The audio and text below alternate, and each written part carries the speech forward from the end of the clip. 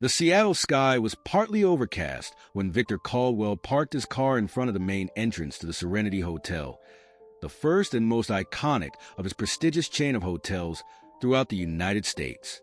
He turned off the engine and stood for a few seconds in silence, observing the facade with its sleek, illuminated lines that reflected off the sidewalk wet from the recent drizzle. That building was a symbol of his success and also of an intimate part of his soul, his passion for music, especially the piano. Entering the revolving door of the Serenity Hotel was like stepping through the portal of a refined world. A soft swirl of sophisticated perfumes floated in the air, combined with the faint glow of the crystal chandeliers. In the lobby, in a prominent place on the marble floor, rested an impeccably polished Steinway grand piano. Staff in formal attire moved with impeccable posture, attending to demanding guests, guiding them through the facilities, and ensuring that every detail reflected excellence. Victor noticed a few admiring glances in his direction, as he was always recognized as the founder and owner of the place. Although he was a solid and respected businessman, Victor never stopped being the young dreamer who grew up in love with the ivory and ebony keys. As a teenager, he spent countless afternoons in an old concert hall in the neighborhood where he lived, listening to local pianists and observing every detail of their performances. Over time, he saved up to buy a used piano, learning the nuances of the instrument on his own. When his entrepreneurial streak led him to open the Serenity Hotel, he made a point of paying homage to the art that had inspired him all his life by placing a piano in every lounge of every unit of his chain. It didn't take long for this musical touch to become one of the hallmarks of Caldwell Hotels, generating comments in the press and attracting those interested not only in the luxury of the accommodation, but also in the artistic experience that permeated each room. The melodies that echoed through the corridors became as important as the sophistication of the decor, creating a special atmosphere capable of enchanting even the most demanding guests. Victor greeted the hotel manager, John Weller, who was waiting with a cordial smile near reception. John took him to the main lounge, where a team of staff were finishing preparations for a welcome cocktail party that was to take place that evening. The hall was large and sumptuous, filled with marble columns, floral arrangements, and velvet armchairs arranged to create small living spaces. In the background, on a subtly elevated stage, another grand piano shone under the diffused lighting. The founder stopped in front of the instrument, carefully running his fingers along the side. He couldn't resist the urge to slide his hands across the keyboard, and the low sound of a chord resounded intensely, momentarily interrupting the bustle of the staff. Victor sighed, feeling a pang of nostalgia. He remembered how strict he had been with his son, Logan, when the boy had shown an early talent for music. Perhaps he had demanded too much at the time, insisting on daily lessons and constant recitals, for fear that this gift would be lost. "Mr. Caldwell, is there anything else you need for tonight's cocktail party?" asked John Weller, approaching gently so as not to interrupt him too abruptly. "I think everything's under control, John." "Thank you, John. I just want to make sure the piano is perfectly in tune. You know how fussy I am about that," replied Victor, in a soft but firm voice. "Yes, sir. I've already arranged for a specialist tuner this morning. The sound is impeccable," added the manager, showing the same almost reverential care for the instrument. The evening arrived quickly, bringing with it the first guests. Entrepreneurs, business partners, and a few local artists were welcomed with glasses of champagne and exotic canapes. The music was soft, played live by a pianist hired for the occasion. The air was filled with animated conversations about business, and also about the fame that the Serenity Hotel was gaining each season. Before the event's opening speech, Victor took to the stage, greeted the pianist, and exchanged a few brief words. "Thank you for being here tonight. It's your place. Play whatever you feel in your heart." The pianist, a middle-aged man with long gray hair tied back in a ponytail, smiled in thanks and resumed playing an enveloping melody, giving the atmosphere an even more welcoming aura. Victor watched from afar, satisfied. This was what he worked so hard for, to create unique experiences that captivated people in every way. including the musical. Later, as usual at the chain's events, it was Logan Caldwell's turn to take over the microphone to make a toast. Tall and confident, the young heir was dressed in an elegant navy blue suit that highlighted his clear eyes. He greeted those present with a slight smile, but there was a subtle trace of tiredness on his face, or perhaps of someone who carries a deeper weight than he would like to admit. "On behalf of my family, I'd like to welcome you all," Logan began. "My father, Victor Caldwell, taught me from an early age that music has the power to bring people together in a unique way. That's why, here at Serenity, there will always be a piano available for those who wish to express their art. We hope you feel at home and, of course, that you enjoy this very special evening." There was applause, and Logan glanced at his father, who nodded slightly in approval. For a moment, the two exchanged a look full of shared memories. Their relationship was solid, but marked by those childhood days when Logan spent hours at the piano, following the strict rhythm of the lessons.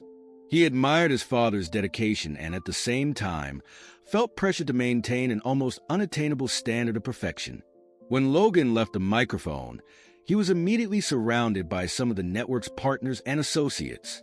He smiled and greeted everyone, maintaining the politeness he had learned from an early age, but something in his countenance showed that music, once a source of joy, had become almost a burden. He still loved the piano, of course, but had given up practicing it constantly over the years, opting instead to prioritize administrative work and business trips. That evening, however, watching the professional pianist play with such devotion, Logan felt his heart squeeze. Part of him wanted to sit there and let his fingers run across the keys, if only to remember the feeling of freedom he had once experienced. But between one handshake and another, he kept control and continued to participate in the conversations about marketing strategies, financial projections, and the expansion of the network. Shortly afterwards, Victor returned to the stage for his brief closing speech at the cocktail party. "I want to thank everyone for coming," he said, his voice full of enthusiasm. "With each annual event, I reinforce my conviction that art should be part of our lives. This hotel was not only designed to offer comfort and refinement, but also to remind us that the human soul feeds on beauty and emotion. That's what music gives us, and that's why there will always be a piano in each of our hotels. Thank you for being part of this story." The applause was generous. People looked at each other, silently agreeing with their host's words. It was impossible to deny that there was something different about the Serenity. It wasn't just another luxury hotel, but a place where art and refinement intertwined. As he descended from the stage, Victor approached his son, inviting him for a quick stroll through the corridors. "You know, Logan, when I was your age, I had no idea that I would go so far," Victor commented, as they walked down the long carpeted corridor, decorated with modern paintings. "I started with a single hotel and a single piano, just because I felt that music and accommodation were a perfect match. I never let anyone convince me otherwise. And you were right, Dad. Look at all the success you've built." Logan spoke with genuine pride.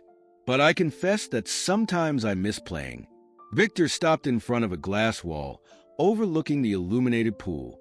His features became softer, almost paternal, in a rare moment of vulnerability. "My son, it's not too late to start playing again if it really makes you happy. I recognize that I encouraged you intensely when you were younger. Perhaps I pushed you too hard. I just wanted to make sure you didn't waste your talent." Logan lowered his gaze for a moment, reflecting. Behind the love he felt for music, there was also the fear of not being good enough to deserve his father's pride. He decided at that moment not to turn the conversation into a discussion about the past. He preferred to keep the atmosphere friendly and maintain the honor he felt for the family legacy. "I know, Dad. It was hard, but it was out of love," replied Logan, holding back a slight smile. "Maybe I should take it slowly, without too much pressure. Just play for fun, you know." "I think that's a great idea," said Victor, touching his son's shoulder. "There's a piano waiting for you in every one of our halls. No one will judge how you play, Logan. What matters is letting your heart speak through the music." The conversation ended there, in the quiet of the hallway. The evening continued with dinner and more socializing. Some guests gathered around the piano in the lounge to listen to the hired musician, while Victor continued to receive praise for the success of the event. Logan, on the other hand, stayed in a more private corner, letting himself be carried away by the sound of the keys and the memory of the days when he wasn't afraid to miss a note. Clara Parker grew up in a quiet area in rural Kansas, surrounded by flat expanses of farmland and a neighborhood where everyone knew each other on a first-name basis. There, life was quiet and marked by the routine of her parents' farm, Henry and Sandra Parker. The simple, white-fronted house was set back from the main road, protected by sturdy trees that formed almost a circle around it. As you entered the grounds, you could see a modest two-story building with large windows through which the sunset light streamed. In the living room was the family's most valuable piece of furniture, a dark wood upright piano, a wedding present that Clara's parents had received and kept all their lives. From an early age, Clara showed an unusual sensitivity to music. As soon as she could reach the keys, she began to experiment with simple melodies, giving free rein to a creativity that made her parents proud. Daniel, her brother who was blind from birth and 2 years younger, also found a way of seeing the world in the sound of the piano. He liked to press the keys carefully, playing guess the notes by the tone and vibration. While the family lived on a tight budget, but without any major worries, those moments around the piano became the center of domestic joy. Over the years, Henry and Sandra did what they could to encourage their children's musical passion. Clara dreamed of studying composition at a renowned university and, to this end, rehearsed tirelessly, devouring theory books and practicing scales late into the night. Daniel, on the other hand, followed the same enthusiasm, but with an even sharper ear. He was guided by sounds, managing to play entire melodies after hearing them just once. Their duet, informal though it was, drew the attention of any visitor passing through the house. Their parents watched proudly, smiling silently, certain that this talent would be the gateway to a promising future. At the beginning of October, warnings of atypical storms in the center of the country appeared on the news. Clara kept little track of the forecast, as she was busy preparing a small performance at her local church. Even so, there was a climate of apprehension everywhere. Tornadoes were not uncommon in that part of Kansas, but forecasters warned of the possibility of intense winds such as had not been seen for decades. In stores, some shelves were empty as residents rushed to stock up on emergency supplies. At the Parker home, however, life was almost normal. Henry checked the old underground shelter in the backyard, while Sandra reinforced doors and windows.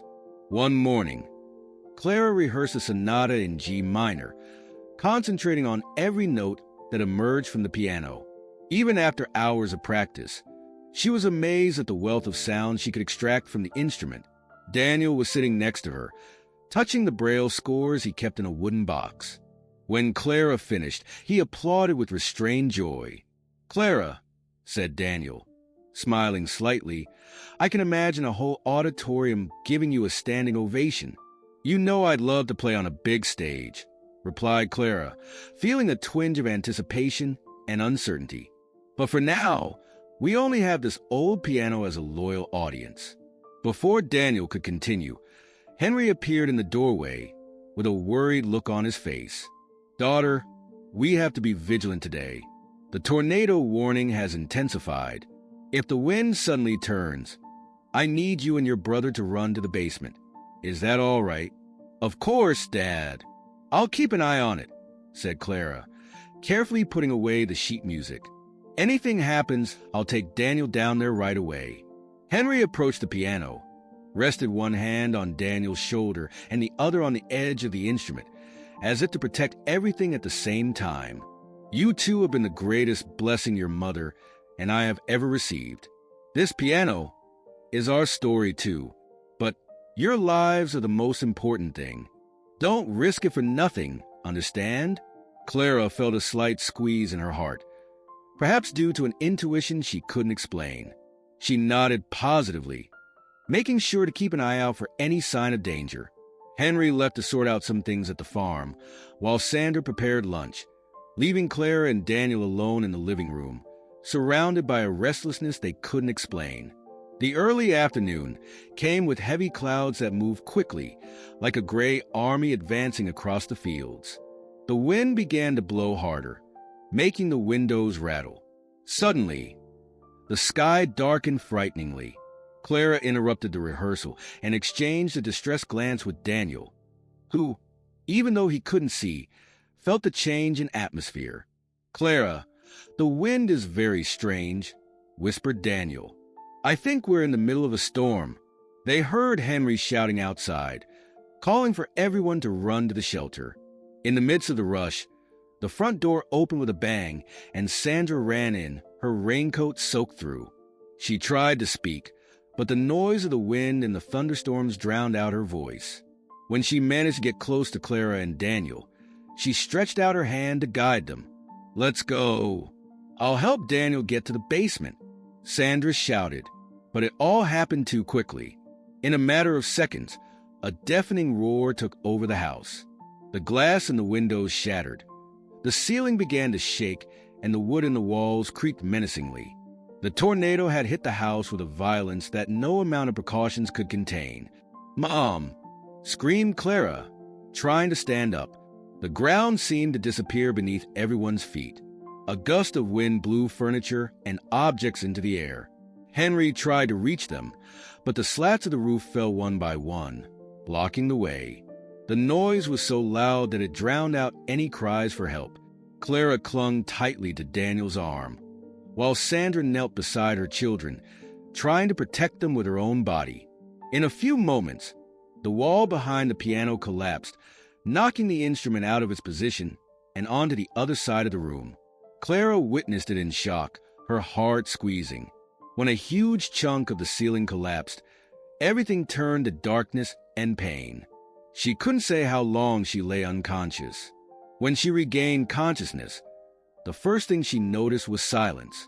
Not ordinary silence, but an eerie emptiness, broken only by the distant whistling of the wind. The air smelled of wet earth and broken wood. She opened her eyes with difficulty, coughing because of the dust. Everything around had been devastated. Where the living room used to be, there was rubble, twisted iron, and pieces of the floor. The windows, doors, and roof had been ripped off, and the side of the house was reduced to ruins. Clara tried to get up, but a sharp pain ran through her left leg. A broken piece of board prevented her from moving freely. With effort, she pushed the rubble aside, straining to see where Daniel was. Her brother was lying a few steps away, with a cut on his head, but he was breathing. Despair overtook her when she realized there was no sign of her parents. "Daniel," called Clara, choking on her own voice. "Dan, are you all right?" He stirred slightly, still disoriented. When he heard the sound of his sister, he groped for the air until he found her hand. When he touched it, a faint sigh of relief escaped his lips. "I'm here," he murmured, his voice weak. "I don't see anything, but you know that's nothing new to me. Are you all right?" Clara's heart squeezed even tighter when she heard her brother's attempt at humor. She ran a hand over her dust-covered face, holding back the tears that threatened to come out. She had to stay strong for him and for everyone. "I'll be fine, Dan. Come on, let's try to get out of here." They helped each other up, stumbling to their feet. The house was unrecognizable. Shards of glass everywhere, loose boards and collapsed ceilings. The cold wind blew in through the gaps. Outside, some trees had been uprooted. Clara looked into the space where the piano stood. She found only crumpled fragments, as if the instrument had been crushed by something very heavy. Sadness cut through her soul, but she had to gather her strength to look for Henry and Sandra. Walking through the rubble was almost impossible. Clara screamed for her parents, moving carefully so as not to fall. Daniel tried to keep up, clinging to her arm, confused by the destroyed environment that he no longer recognized even by hearing. Amidst the debris and mud, they found Henry, trapped under a pile of beams. He wasn't breathing. Despair overtook Clara, who knelt next to the inert body, stroking her father's face. "Daddy, Daddy, please don't leave me," she begged, even though she knew it was too late. Daniel came closer, crying softly as the fine rain began to fall again. At that moment, Clara understood that her life would never be the same. She had to search for her mother at all costs, with the last spark of hope of finding her alive. Leaving Daniel momentarily in a safer place, she ran stumbling through the remains of the house, cutting her hands and scratching her knees until she found Sandra lying at the back, between the beams that had been dragged away. Like Henry, she no longer showed any signs of life. The sense of loss was so strong that Clara staggered, feeling her strength drain away. The rain weighed down on her shoulders, mixing with the tears that now flowed uncontrollably. Everything she loved seemed to have been ripped away by the tornado's fury. It took her a few minutes to pull herself together and return to Daniel. Embracing, the two brothers cried the deepest pain they had ever felt. When help finally arrived, firefighters and volunteer rescue teams, Clara and Daniel were supported and taken to a temporary shelter set up in a local school, where several families were gathered. There, they received medical attention and clean clothes. A social worker, Mrs. Willis, sat down next to Clara to ask about close relatives or any form of support they might have. "We don't have any close relatives," explained Clara, her voice hoarse from crying. "We only know a few neighbors, but they too are homeless now. I don't know what to do. My father and mother are gone, and Daniel needs help. He can't see." The assistant gently touched Clara's shoulder. "I'm sorry for your loss. We're going to do everything we can to make you well. But you may need to seek help from the state or a care home, at least until we can find something more permanent. Are you of legal age?" Clara nodded. She had just turned 20, although she wore a shaken expression that made her look even younger. She looked at Daniel, who stared into the void, still in shock. He understood everything, but his mind was saturated with the pain of losing his parents and his home all at once. "I'm going to take care of him. I have to take care of him," Clara repeated, almost in a trance. "I can't abandon him." "Of course, darling. We'll do what we can," said the assistant. "There's still a lot to decide about your future." The following days were marked by funerals, insurance policies that didn't cover everything, donations from the community, and a whirlwind of emotions that Clara could barely process. The tornado had devastated not only her home, but also streets, bridges, fences, and the lives of many other families. However, the loss for Clara and Daniel seemed insurmountable. Without significant savings, without the support of their parents, the only wealth they once had, the old piano, now lay in pieces among the rubble. A few weeks later, out of the temporary shelter and staying with a friend of Sandra's, the siblings tried to get back on their feet. Clara spent long days helping with household chores, cooking, cleaning, and doing small informal jobs to earn some money. Whenever anyone talked about resuming her music studies, she changed the subject. Her focus was on Daniel. "You mustn't give up, Clara," he said, sitting in the rocking chair in the backyard. That music university was his dream. "When classes start, you have to sign up." She wiped her hands on her skirt without looking directly at her brother's face. "Dan, it doesn't make sense now. We have no home, no income. I need to look after you.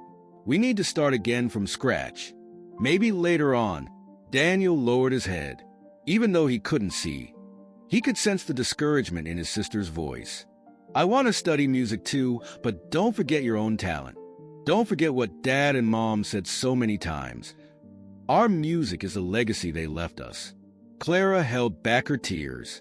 She was grateful for the strength Daniel showed, but she knew that, in practice, everything was against them. She needed to find a steady job, a stable place to live, and, above all, adapt her daily life to her brother's needs, who now depended entirely on her.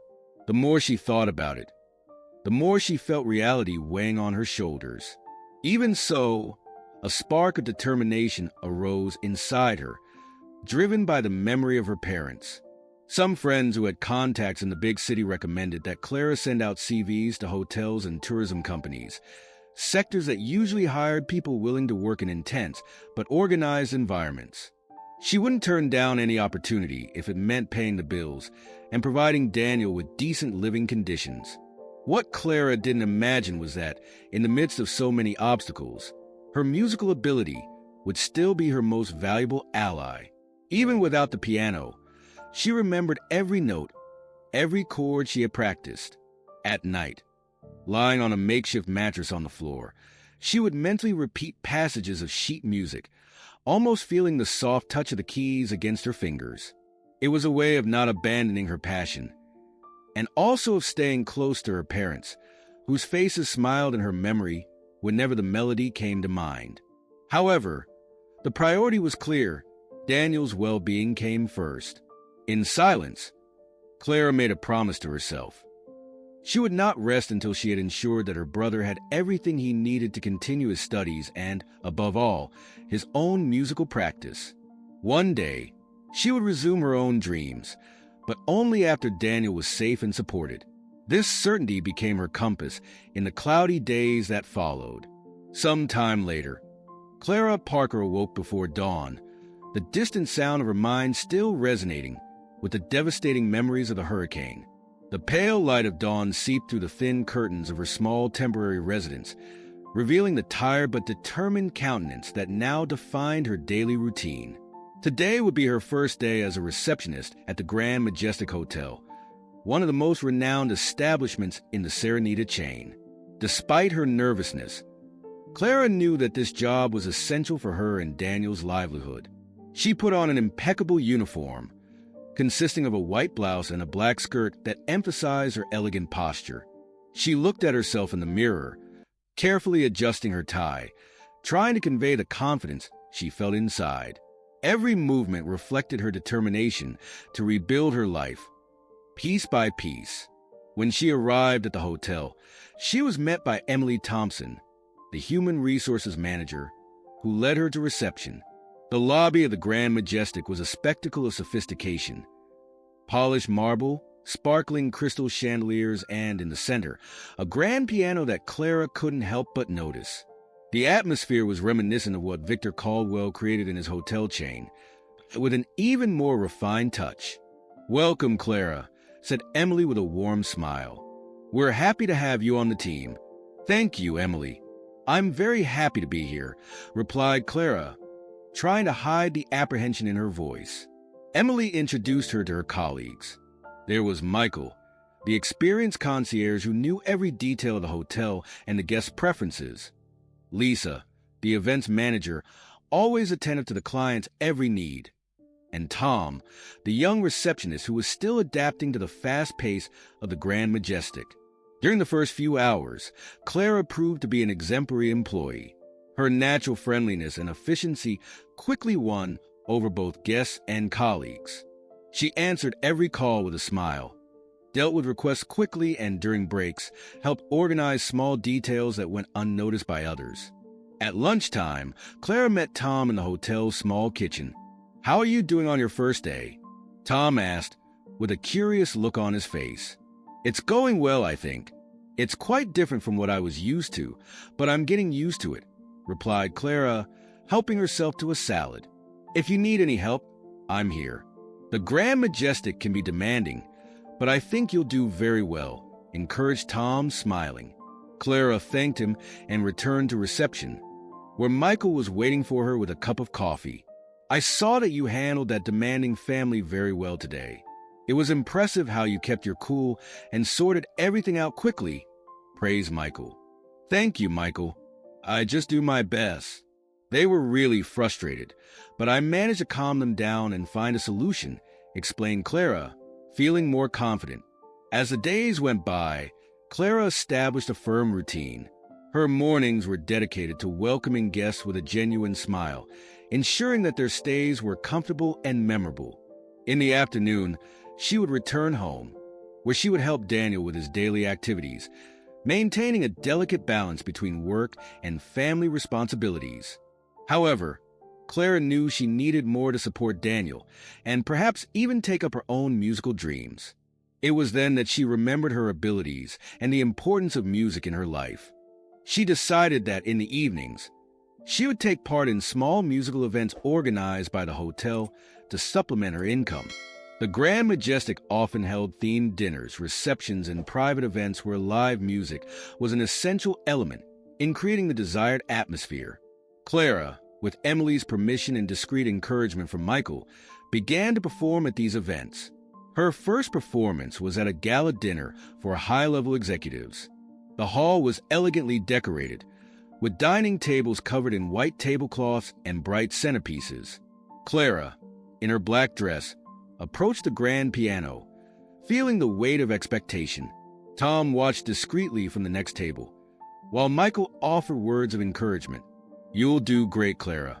Just let the music speak for you," whispered Michael. She nodded, closing her eyes for a moment to concentrate. As the first notes of the Chopin filled the room, Clara felt a wave of calm spread through her body. The music flowed from her hands with a naturalness that surprised everyone, including herself. Each chord seemed to tell a part of her story, a mixture of pain, hope, and determination. The guests listened in silence, captivated by Clara's sensitivity and refined technique. When the last note echoed through the hall, there was a moment of reverent silence before a warm ovation filled the space. Clara opened her eyes, meeting looks of admiration and appreciation. "Excellent performance, Clara," complimented Emily after the event, approaching with a beaming smile. "You really have a gift," added Michael with a twinkle in his eye. Clara felt a wave of relief and satisfaction. That small victory was more than just recognition. It was a reminder of who she really was and what she was capable of overcoming. In the days that followed, Clara became a constant presence at the Grand Majestic's musical events. Each performance strengthened her confidence and fueled her determination.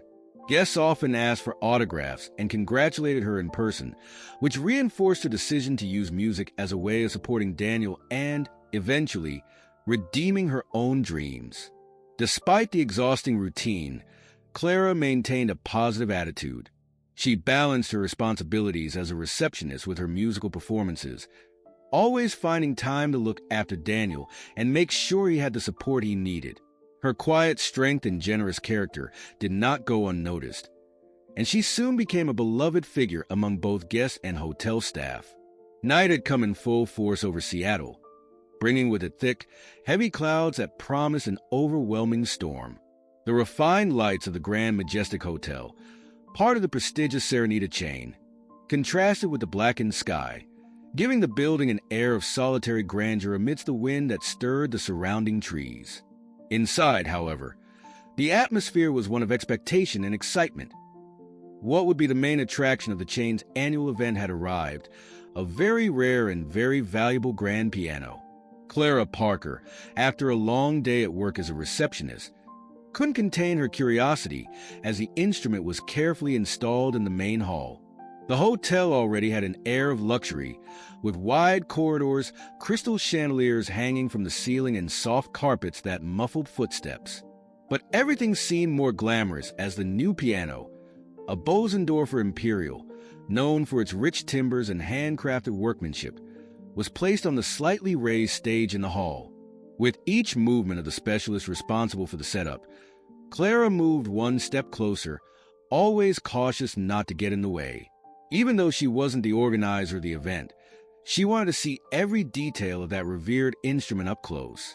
Even though she couldn't touch it, at least not with permission, she admired the glossy black lacquer finish, the open top revealing gleaming strings and carefully aligned hammers.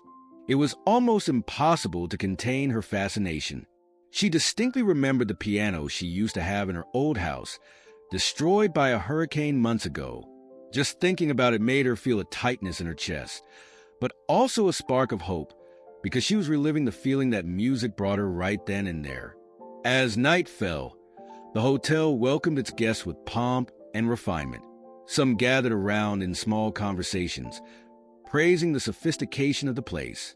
Others preferred to take a brief tour of the rooms, sampling elaborate cocktails, refined snacks, and enjoying the atmosphere that the Serenita chain has always sought to offer. Not only aesthetic care, but also cultural care, where art and music were given pride of place. Clara, still in her impeccable receptionist uniform, finished checking the latest accommodation confirmations. She attended to each guest with a kind smile, advising them on the times of the event or recommending points of interest in the surrounding area.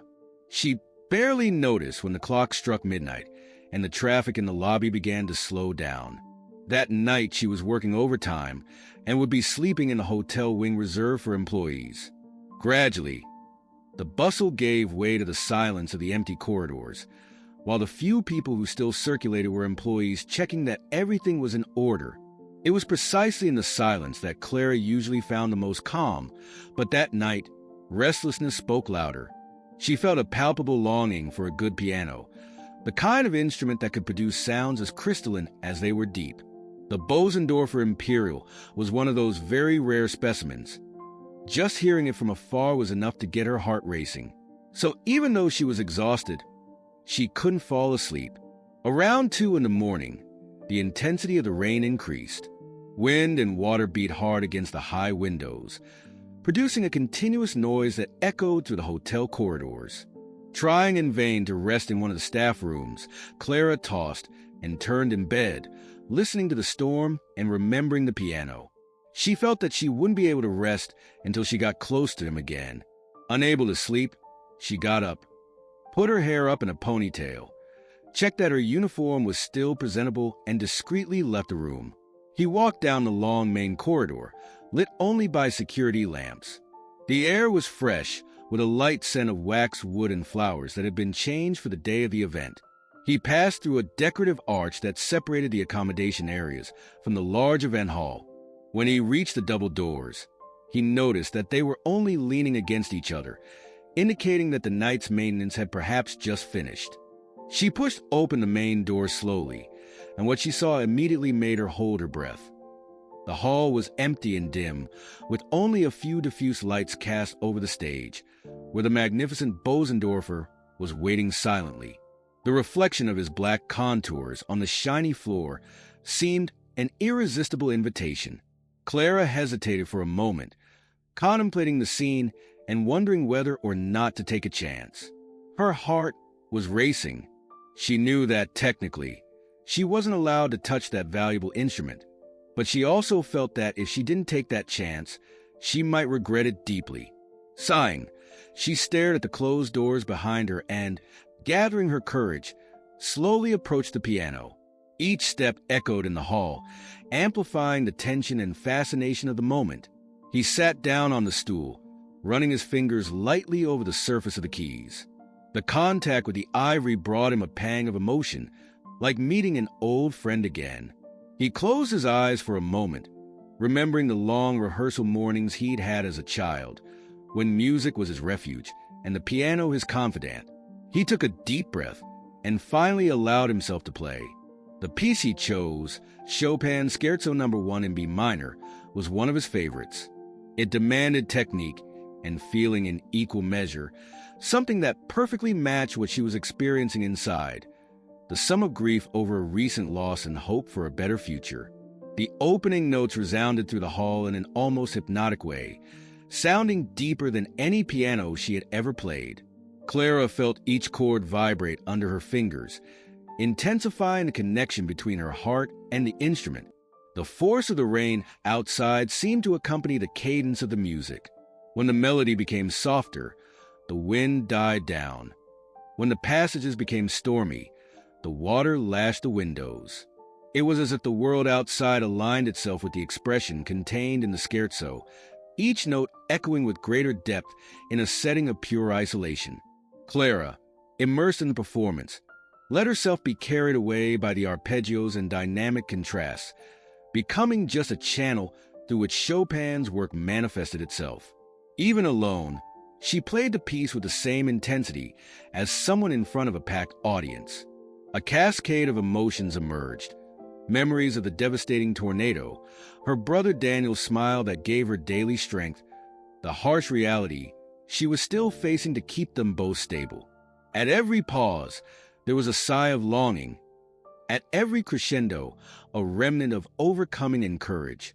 At the height of the scherzo, Clara completely forgot where she was. Her body and soul seemed to float above the keys, and the music took on a glow that only true passion can produce.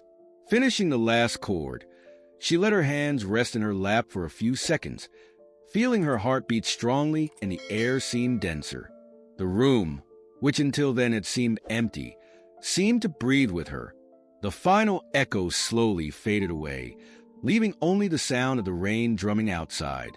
Exhausted and overcome by a bittersweet sensation, Clara got up from her stool. She remained still, watching the Bosendorfer, but now with a faint smile on her lips. In her mind, she was grateful for that moment of reconnection with herself, knowing that the next day would once again bring the heavy tasks of work and practical life. But at that moment, adversity seemed far away. It was only then that she noticed a slight movement in the shadows on one of the side columns. He stopped, his heart beating even harder. It could just be a late employee or someone insomniac like her, but the thought of being watched made her feel vulnerable. She clenched her hands, casting a warning glance in the direction of the gloom.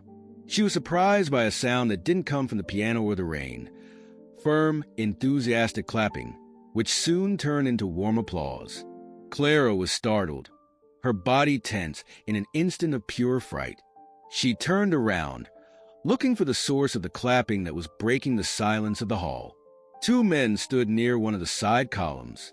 The first, with his elegant posture and attentive gaze, had a discreet smile of approval on his lips. The second, taller and with striking features, had an air of curiosity and admiration. "Bravissimo!" exclaimed the man with the refined posture, moving a few steps closer to the piano. That interpretation gave me goosebumps. Clara recognized, with some delay, the face of the renowned international pianist Philippe Durac, whom she had seen in newspapers and specialized magazines. The other figure, unknown to her until then, was Logan Callahan, son of the owner of the Serenita chain. He, too, approached, with a mixture of surprise and fascination on his face. Clara's face immediately flushed, feeling her blood boil in her temples. She got up from the piano bench hastily, holding out her hands in a gesture of apology. "I'm sorry. I didn't know anyone would be here at this hour," she stammered. "I didn't mean to disturb you. She froze, not sure how to finish the sentence. Philippe's laughed briefly, but good-humoredly, and held up his hand to reassure her. "Please, no excuses," he said, in a subtle accent and velvety voice. "You've given us a rare moment. I came to the hotel unannounced to test this piano, because I'll be the one playing it during the big event. But I confess, I never expected to hear something so intense before I even got my hands on the instrument." Clara felt an internal shock of surprise. So that was the famous Philippe Durac, special guest at the event? And he was there, praising her? She didn't know where to put her face.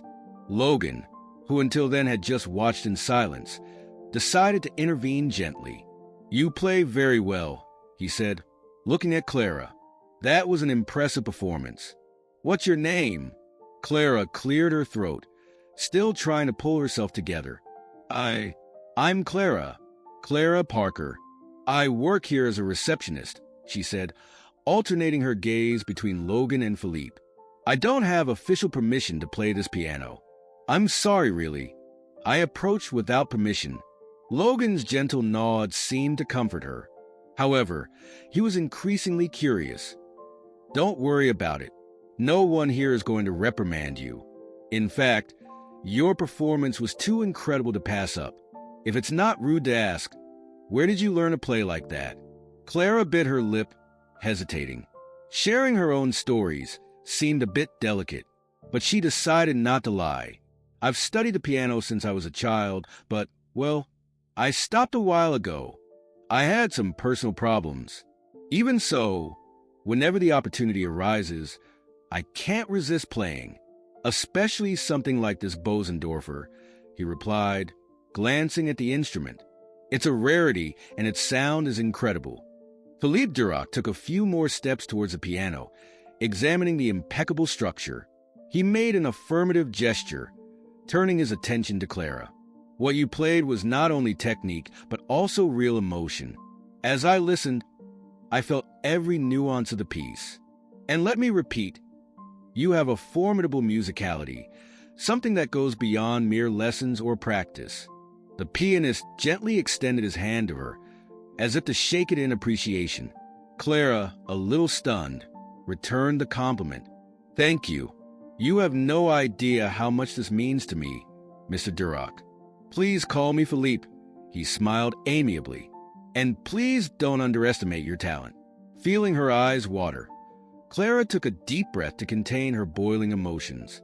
It was a mixture of relief, gratitude, and a slight embarrassment at being in front of two figures who were so different and, at the same time, impressed by her music. Logan moved a little closer, still without taking his eyes off her. There was something in that look that indicated surprise and respect. Clara, I'm not unfamiliar with your surname. Have you ever taken part in a competition or something? She ventured, trying to put the pieces together. Actually, I've taken part in regional events and performed in a few smaller recitals, Clara replied, shrugging her shoulders a little. But that was a long time ago. Then things changed. Philippe, with his hands in the pockets of his thin jacket, studied Clara's countenance. Clearly, he had more questions on the tip of his tongue, but he held back, giving Logan room to resume the conversation. Well, Logan paused briefly, searching for the right words. Whatever happened in your past, I'm glad you played today. We were attracted by the sound of the piano echoing down the corridor. We thought someone was testing the instrument, but it was a pleasant surprise to discover that the person playing was you. Clara wasn't sure what to say. She just gave a slightly shy smile and lowered her gaze, feeling a warmth take over her face. In front of her, two figures of obvious importance were praising her for something she used to do almost on the sly. Philippe took the opportunity to add, with an enthusiasm that Clara hadn't expected. If I may be honest, I've had a career for years. I've traveled all over the world. I've heard and played alongside great talents. However, I've rarely heard someone interpret Chopin with such emotional delivery. It felt like you were narrating your own life through the notes. It was one of the best I've ever heard. Clara lost her breath for a second. It was a lot to process, but at the same time, she felt a delicate confirmation that her passion for music hadn't died with the recent traumas. I don't even know what to say. Thank you, she whispered, feeling her voice falter a little. It's an honor for me to hear that, especially from someone with your experience. Logan, who kept his hands folded behind his back, gave Philippe a look of complicity. They seemed to agree on something that Clara still didn't understand. After a moment of silence, Logan moved closer to her, reducing the distance between them. I'd really like to know more about you, Clara. In fact, both of us, wouldn't you? He asked, glancing quickly at Philippe, who nodded. Who is this young woman who plays with such passion? An impulse of nervousness ran through Clara. She had no idea where this conversation might lead, but something inside her told her that she was facing an opportunity, or at least an encounter that could change the course of things. Out of the corner of her eye, she cast another quick glance at the magnificent piano, silent, as if it were an accomplice in the scene. Pulling herself together, she straightened her uniform and turned back to the men in front of her. Well, there's not much to say. My full name is Clara Parker. I've only been working here for a short time as a receptionist. The truth is, she hesitated, but in the face of the patient stares, she decided to be honest. The truth is that I've always lived for music, but I had to stop my studies a while ago because of family problems. I thought I would never have the chance to play an instrument like this again. Philippe exchanged a meaningful glance with Logan. It was clear that, as well as admiration, they both had a certain respect for Clara's discretion on the subject. Perhaps they knew that there were more details behind the story. Logan nodded briefly to Philippe, and then addressed Clara in a tone that showed even more kindness. Clara, I don't want to put you in an uncomfortable position, but if you'll allow me, I'd very much like to know more about your background. But not here, not now, he added, looking around the empty room in the late hour. "We don't want to keep you any longer. After all, it's already late. But if you could give me a chance to talk at another time, I'd really appreciate it." Clara felt strangely flattered. There was something in Logan's posture that denoted sincerity, and Philippe's encouragement only reinforced that this discovery would not go unnoticed. "Of course," she agreed, her voice still restrained. "I'll be at your disposal for whatever you need." Philippe gave her a genuine smile, extending his hand to her again, like someone sealing a special deal. "Excellent. And before we go, I'd like to point something out. Don't apologize for playing the piano. You did more than good. You inspired me today, believe me." Clara, thrilled, returned the handshake, holding back the urge to burst into tears of relief. She had never imagined that this nighttime escapade, watered by the storm outside, would end up bringing together such an illustrious audience, who would also applaud her with such enthusiasm. They said goodbye quickly in the hall, with the sky still overcast and showing signs of an approaching dawn. As Clara walked away towards the corridors, her heart felt light and agitated at the same time. So much had happened in that short instant. Somehow, her life seemed about to take an unexpected turn, driven by the power of music which, even begrudgingly, insisted on being reborn in her hands. Just behind them, Logan and Philippe were exchanging comments in hushed tones. They were talking about Clara's impeccable technique, about the possibility of her being a musician hidden under the label of receptionist, and also about how a passion for music can emerge in the least likely places and at the least likely times. And so, in that still damp early morning, Clara, Logan, and Philippe walked through the silent corridors of the Grand Majestic, each immersed in their own thoughts. There, a point of intersection was born between different stories. The young receptionist who had been dragged away from the piano by the forces of life, and two important figures who happened to be in the right place at the right time to discover an invaluable talent. The first rays of sunlight penetrated through the large windows of the Grand Majestic Hotel, softly illuminating the lobby and heralding the start of another busy day. Early in the morning, Clara Parker hurried to organize the reception desk, concentrating on her morning tasks. However, her mind couldn't let go of recent events. In particular, the evening meeting with Logan Callahan and the renowned pianist Philippe Duroc. The memory of the applause and the invitation to talk still made her slightly apprehensive. As Clara was arranging some documents on the counter, she felt a presence next to her. Turning around, she saw Logan wearing an impeccable suit and a warm smile. He greeted her with a slight nod, indicating that he wanted to exchange a few words. "Good morning, Clara. Could we talk somewhere more private?" Logan asked, sounding polite and gentle at the same time. Clara, surprised, agreed immediately and asked a colleague to man the reception desk for a few minutes. Together, she and Logan walked to a small meeting room adjacent to the lobby, a cozy and discreetly decorated space. As soon as they entered, she closed the door, hoping that no one would interrupt what she somehow sensed was an important conversation. "I want to thank you again for the way you surprised us last night by playing that scherzo by Chopin," Logan began, looking her straight in the eye. "Philippe and I were really impressed." Clara felt her heart leap slightly, remembering her trembling hands when she was caught during the performance. "I'm glad you enjoyed it. I know it wasn't the most appropriate time to use the hotel piano, but I couldn't resist." "There's no need to apologize," said Logan, smiling reassuringly. "What matters is that you've given us something unique. By the way, Philippe wanted to take part in this conversation too. Would you mind if he joined us?" Before Clara could answer, the door opened again, revealing the elegant figure of Philippe Duroc. He carefully closed the door behind him and, with a warm smile, motioned for Clara not to get up. "I hope this isn't inconvenient," said Philippe, coming over and sitting down in a chair next to Logan. "Ever since I heard you play, I've been eager to know more about your story." Clara took a deep breath, a little embarrassed by the attention they were both giving her. "It's not inconvenient, not at all," I imagine you want to understand why someone who works at the front desk would risk playing such a valuable piano in the dead of night. She tried to lighten the mood, although she felt the weight of the memories it would bring up.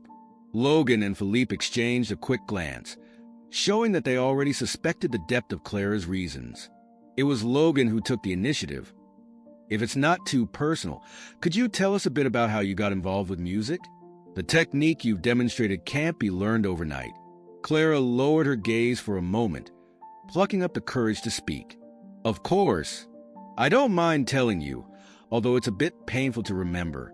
My love of the piano began in childhood. I always played alongside my younger brother, Daniel. He's blind, but he has an exceptional ear, even keener than mine. She paused, almost able to mentally hear the keys of the old piano in her house.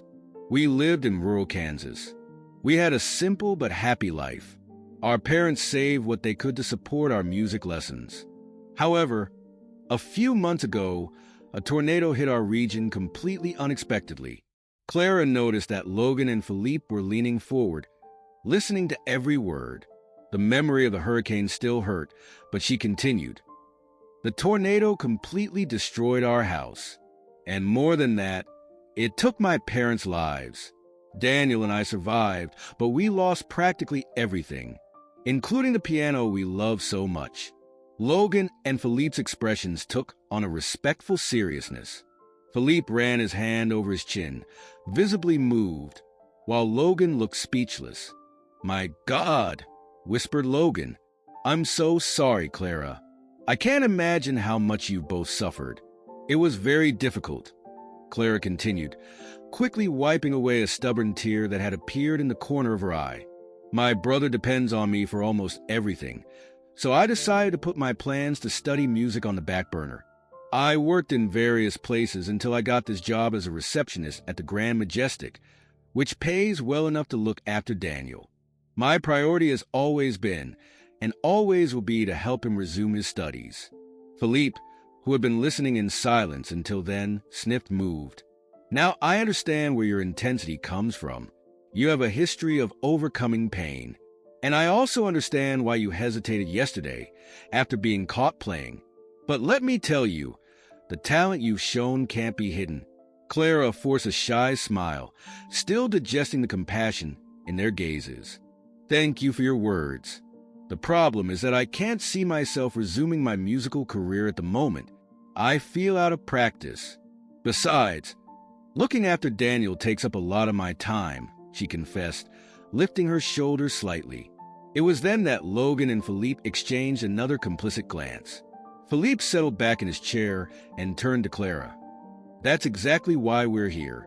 I came to Seattle to play at the Serenita Network's annual event, and Logan told me about the Callahan family's love of music.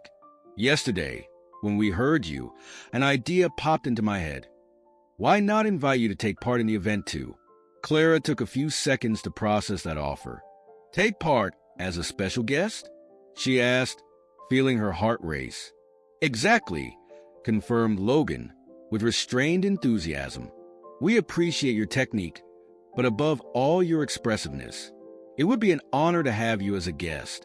You would open or share the stage with Philippe, and I can assure you that my father, Victor Callahan, would love to see such a genuine talent on the program." Stunned, Clara let the air out of her mouth, shaking her head in denial, almost in disbelief. I don't know what to say. I haven't studied formally for a long time. I don't have any sheet music. My repertoire isn't up to scratch. And Daniel needs me. How could I leave my brother alone to rehearse, travel, or whatever else is required?" Philippe carefully leaned forward and rested his forearm on the table. "I understand your concerns, but look, we'd be here to help you. We could organize the rehearsals, send you a private tutor, or even arrange for Daniel to come to the hotel during the preparations, if that would reassure you. I don't want you to feel this is an imposition. It's an invitation. You don't have to answer now," Logan added, "but I really hope you'll consider it. The event is still in the adjustment phase. There's time for rehearsals and to think about appropriate arrangements. And if I may make a suggestion, Who knows if your brother could take part two? Clara blinked a few times, confused. Daniel? But he's barely had time to recover from everything we've been through. Even so, he plays divinely well. Perhaps even better than me, she admitted, with a glimmer of pride in her voice. So why not take him along? Philippe shrugged, letting out an encouraging smile. It would be touching. 2 stories of overcoming. 2 brothers united by music. I bet the audience would be touched to see you sharing the stage. A whirlwind of thoughts invaded Clara's mind. The possibility of taking up the piano again professionally, albeit momentarily, was tempting. At the same time, insecurity and the fear of not living up to expectations squeezed her chest. I need some time to think. The words came out quickly, but without rudeness. I need to talk to Daniel before I make any decisions. His life has been devastated too, and I don't want to force him into anything. Besides, I've never performed at such a big event before. Logan nodded amiably. It's natural to have doubts. We don't want to put pressure on you, but it would be ideal if we had an answer soon. We need to finalize the official schedule. And of course, if you agree, we'll have to organize everything for your participation, as well as define the repertoire, rehearsal schedule, etc. Philippe stood up to signal that the conversation was coming to an end. We're counting on you, Clara. That would be wonderful. And remember, you have our support for everything you need. What you showed yesterday goes far beyond a casual introduction. Clara stood up too, trying to maintain a firm posture, although inside she felt shaky. I really appreciate the confidence. I'll talk to Daniel. I promise to give you an answer as soon as possible. The 3 exchanged handshakes. First Clara and Philippe, then Clara and Logan. There was an atmosphere of expectation in the air, almost palpable. Philippe said goodbye, heading off to his morning appointments, while Logan accompanied her to the door, giving a brief nod that, for Clara, conveyed a certain admiration. Just one more thing, said Logan, lowering his voice a little. I'm sure my father, Victor, will be very happy to get to know you better. He's always looking for inspiring stories to show at the event, to highlight how music can transform lives. And your story, honestly, is one of incredible strength. Clara, feeling her cheeks blush, murmured a thank you. Then she left the room with her heart racing. She returned to reception, but was unable to focus fully on her daily tasks. Every now and then, she mentally relived every line spoken by Logan and Philippe, every promise of support, and every mention of Daniel's possible involvement on stage. The day passed like a blur. As soon as her shift ended, Clara rushed to catch the subway to the small apartment where she lived with her brother. With each station behind her, her heart beat faster. Would Daniel be able to accept this invitation? To face the pain and longing that the destroyed piano symbolized? She herself wasn't sure, but there was a spark of hope lighting up her spirit. When she got home, she thanked the neighbor who was helping her with her brother and approached him. Daniel welcomed her with a peaceful smile, sitting next to a simple keyboard she had bought secondhand. He might not have been able to see, but he recognized immediately, from her panting breaths and trembling voice, that there was something big going on with Clara. "What's up, sis? You seem anxious," Daniel commented, resting his hands on the keyboard as if to convey calm. Clara pulled up a chair next to him. "Daniel, I need to talk to you seriously," she began, recounting in detail what had happened last night. The sighting of Logan and Philippe, the praise for her performance, and finally, the unexpected invitation to take part in the Serenita Network event, with the chance of taking him along. Daniel listened in silence, occasionally frowning or smiling slightly in amazement. When Clara finished telling him, the room was plunged into a thick silence, cut only by the distant sounds of the street. "So?" asked Clara, her voice almost a whisper. "Are you up for it? If you say no, I won't insist." Daniel took a moment to answer. "Of course I want to see you shine, Clara. You have no idea how much it hurts me to see you put your talents on the back burner to look after me. But am I up to it?" He slid his fingers across the keys of the old keyboard, as if remembering his own lack of practice. Anyway, if it's something we can do together, I can only be grateful. It'll be wonderful, don't you think? Clara smiled, feeling the tears gathering, now of relief and joy. Yes, maybe it will be wonderful, or at least it will be a chance for us to return to music in a way we never imagined. They hugged, finding in each other's strength the will to try something so challenging. There was still a lot to decide. The repertoire, the rehearsals, how to reconcile this with work and daily needs. But the simple fact that Daniel didn't refuse immediately was already a sign that doors were opening for them. Doors that Clara had thought closed forever since the tornado tragedy. Dusk painted the windows orange, and Clara, next to her brother, allowed herself to dream of that stage at the Serenita event. As the daylight faded, they talked about possible pieces to play, about the audience's reaction to seeing two brothers, one of them blind, playing the piano with such emotion. The tension grew, fueled by excitement and fear of the unknown. Deep down, Clara knew that the real challenge would begin when she returned to the hotel to give her definitive answer to Logan and Philippe. The invitation was made, and the choice was in her hands. However, there was also the spark of determination that had remained since the hurricane, the same that had made her fight day after day for Daniel's survival and the preservation of her musical dream. If there was any way she could shine on stage and, what's more, unite her brother's talent, Clara was willing to try. The big day had finally arrived. The effervescence at the Grand Majestic Hotel was noticeable from the early hours of the morning. Floral arrangements were arriving all the time. The organization team was rushing to set up the last lighting details, and the most illustrious guests were beginning to circulate through the halls. The Serenita chain's annual event promised to be a milestone in the hotel's history, thanks not only to the usual refinement, but also to a special attraction: the participation of Clara Parker and Daniel Parker, siblings who had been rehearsing tirelessly alongside Philippe Duroc. Backstage, Clara and Daniel were nervously preparing. He, sitting on a stool in the makeshift dressing room, ran his fingers over the keys of an electric piano, reviewing the most delicate passages of the repertoire. She, standing next to him, was adjusting her costume, a sober and elegant combination. As the voices erupted on the other side of the curtains, Clara took a deep breath, trying to calm her racing heart. "It's going to be all right," commented Daniel, without interrupting the movement of his hands on the keyboard. "You taught me to love music. Even though things have been tough, it's what got us here." Clara smiled with emotion. "And now we'll have the chance to play for so many people. It's the first time I felt that our dream is really alive again."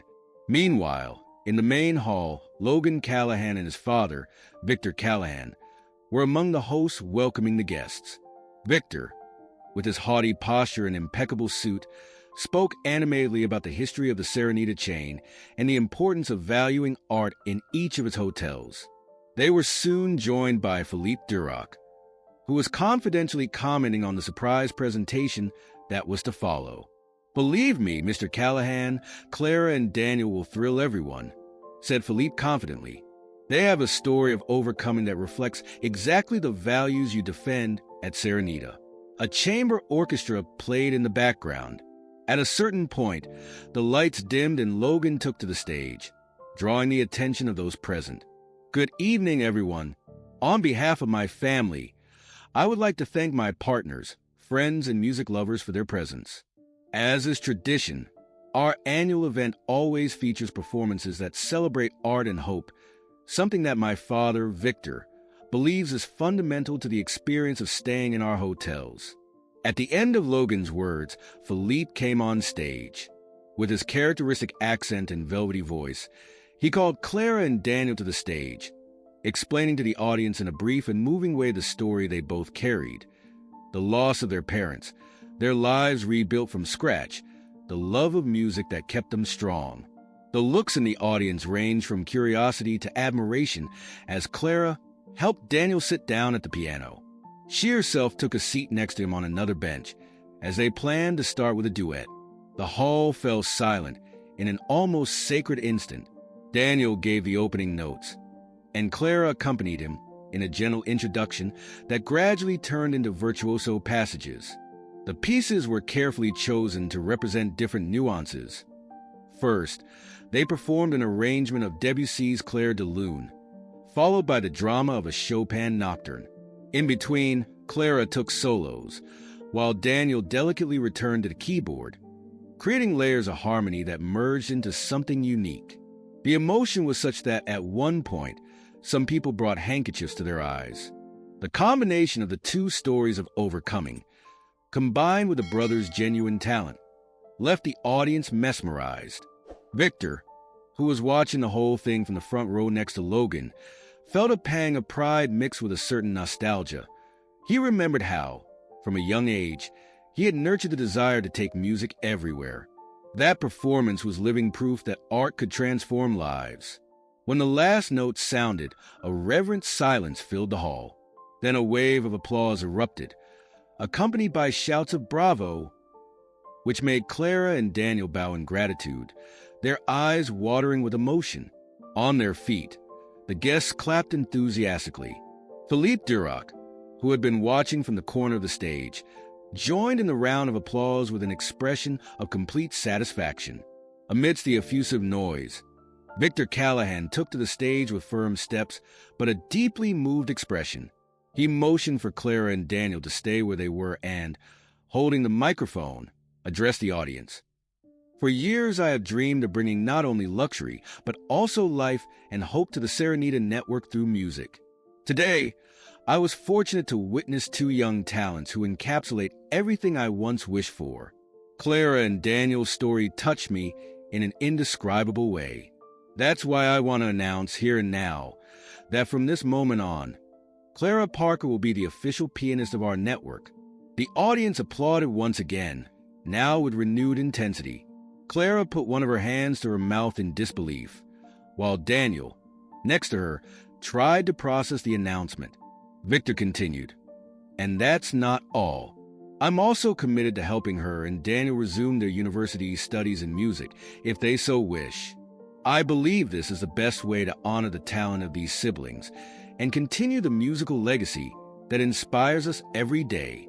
The repercussions were immediate, with photos and videos being recorded by the guests. Clara could hardly contain herself. She smiled a mixture of relief and happiness and hugged Daniel, who returned the gesture. Tears flowed discreetly from both their eyes, denoting the intensity of that moment. The evening continued in a celebratory mood with a performance by the renowned Philippe Duroc, as well as toast and lively conversation. Everyone wanted to get to know the brothers, who had charmed the hearts of the public. Daniel, still surprised, was confident with every word.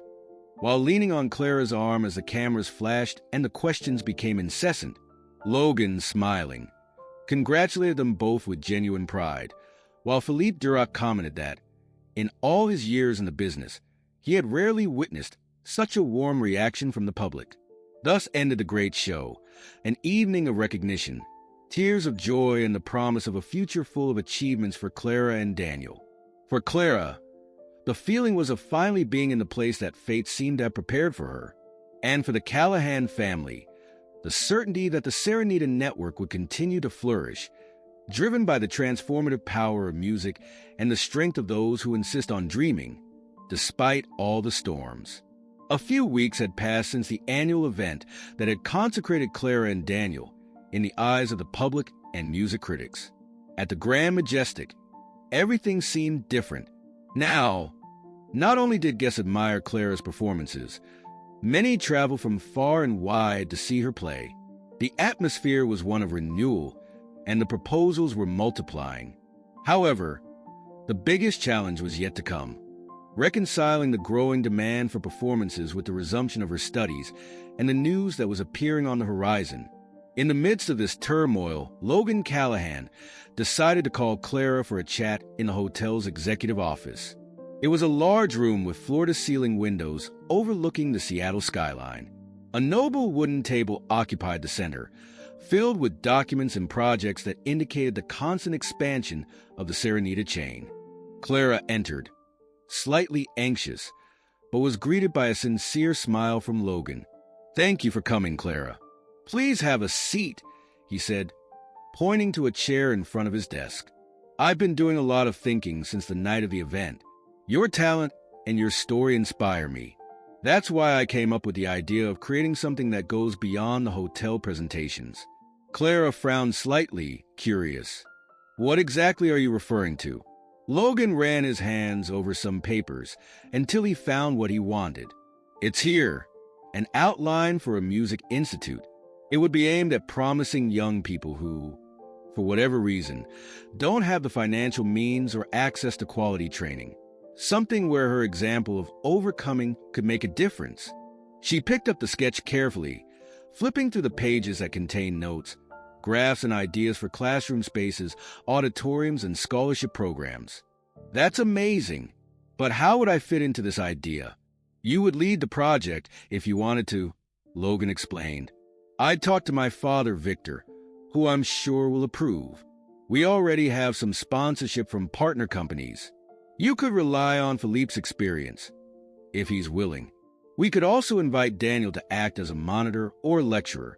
Music has changed your lives and could change those of many others.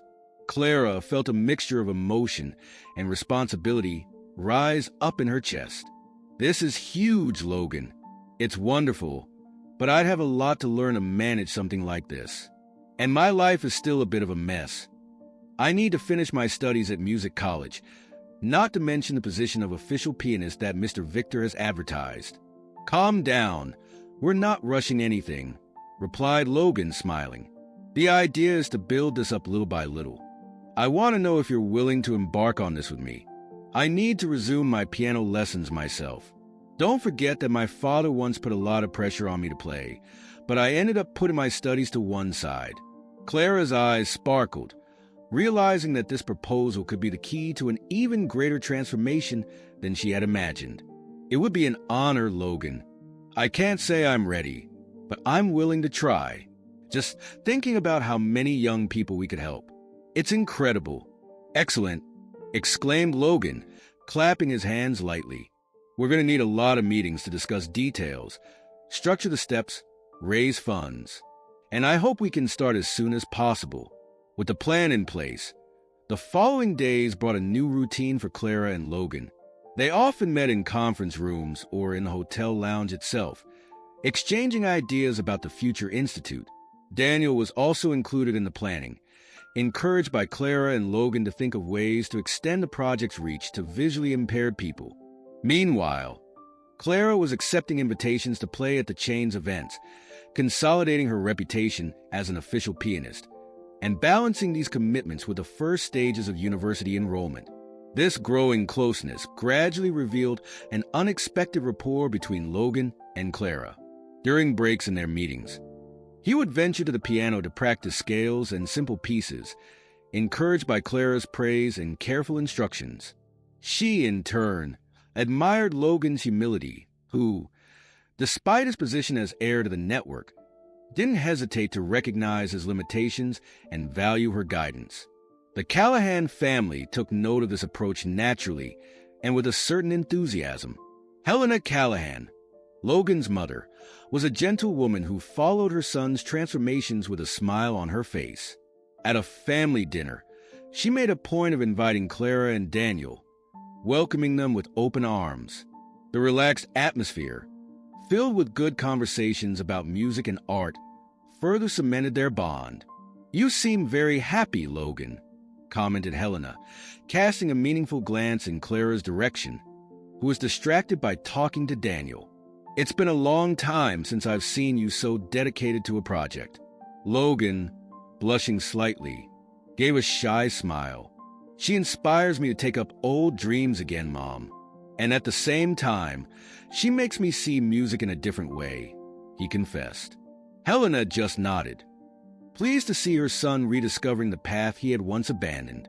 For Clara, every day she spent with Logan became a source of motivation. The seriousness with which he took on the Institute's project showed that it wasn't just a business formality, but a genuine desire to do good, something that deeply matched Clara's values.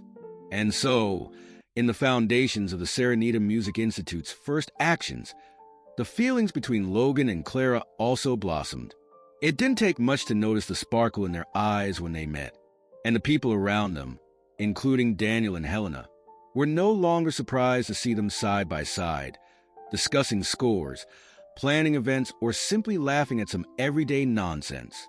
In this phase of transformation and closeness, Clara felt that every step she took, every note she played, and every adversity she overcame led her to a special place. The hurricane, the losses, and all the pain were far from forgotten, but for the first time they didn't seem to define her future. The Institute, the support of the Callahan family, and the growing love she shared with Logan formed a new horizon, full of dreams and possibilities. As the months passed, the Serenita Music Institute had ceased to be just a project on paper and had become a reality. It was housed in a large building, adapted to accommodate children and young people of different age groups, including people with special needs. Clara, as artistic director, coordinated everything from choosing the teachers to drawing up the scholarship programs and performances. Daniel, for his part, helped to create methods for blind students, sharing his own learning. But it wasn't just the Institute that was flourishing. The relationship between Clara and Logan had reached a level of complicity that quickly crossed professional boundaries. They found time, even in their busy routine, for small gestures of affection, an impromptu coffee in the middle of the day, private conversations at the piano after work, or walks in the park in their rare moments off. The Callahan family couldn't hide their happiness at seeing their heir involved in a romance that seemed so genuine to everyone. It was with surprise, however, that Clara received his marriage proposal. On a quiet evening at the Institute's headquarters, Logan had invited her to go over the schedule for a charity event. But instead he got down on one knee in front of her holding a simple but meaningful ring. In an emotional speech, he declared how much he admired her strength, her humility, and her love of music and life.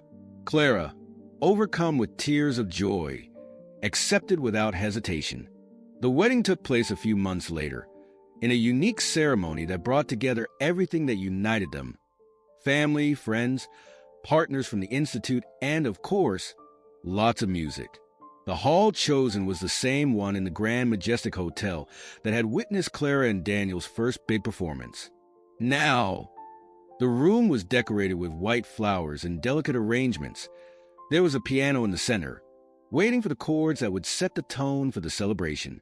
Daniel, now more confident and recognized for his talent, partnered with a youth orchestra from the Serenita Institute to play at the ceremony.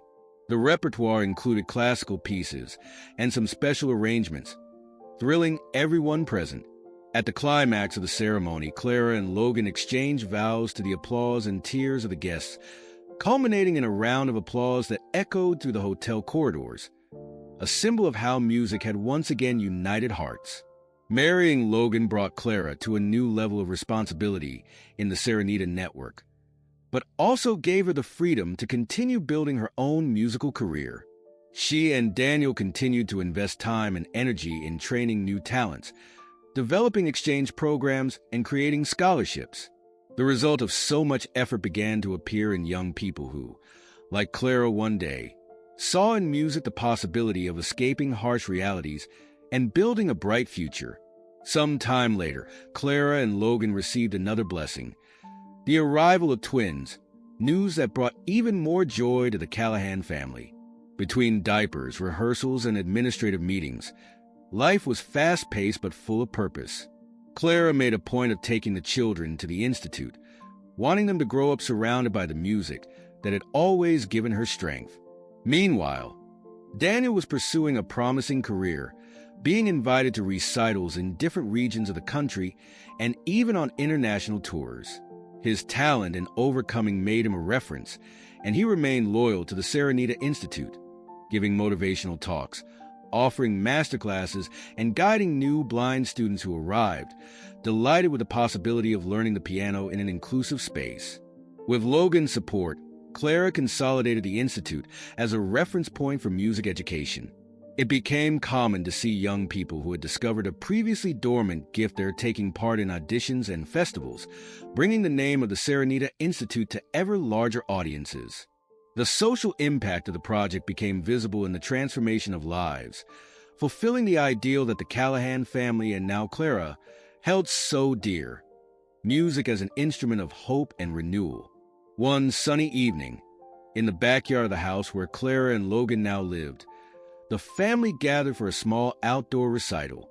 Daniel, about to embark on a tour of Europe, was playing alongside some young people from the Institute. Helena and Victor Callahan were present, proud not only of the success of the venture, but also of the sincere love that had united Logan and Clara. The children played in the gardens, surrounded by the sound of violins and the soft piano in the background. It was a perfect portrait of how music had transcended barriers, bringing different people together and sewing bonds that seemed unbreakable. In Clara's eyes, there was a memory of everything that had been left behind: the hurricane, the pain, the rubble of a destroyed house, and the conviction that if there was faith in art and love, there would always be new beginnings. And that was the end of that journey. From a determined receptionist who played in the dark on rainy mornings to a woman who, alongside her husband and brother, was now living her dream of transforming the world through music. The destiny that the tornado had once seemed to steal from her, music would give back in kind. And in the smiles of everyone around her, it could be seen that, even after so many obstacles, the melody remained steadfast, capable of bringing renewal and joy with each new note played.